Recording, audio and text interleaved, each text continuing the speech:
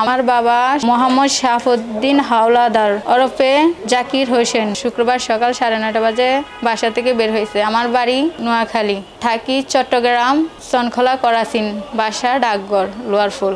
আজ 3-4 দিন ওনাকে পাওয়া যাচ্ছে না। বন্দর থানায় জিডি করছি। যদি কোনো হৃদয়বান ব্যক্তি আমার বাবাকে দেখে থাকেন অথবা পেয়ে থাকেন তাহলে একটা নাম্বার দিচ্ছি, যোগাযোগ করবেন অথবা C+ যোগাযোগ করবেন অথবা বন্দর থানায় যোগাযোগ করবেন।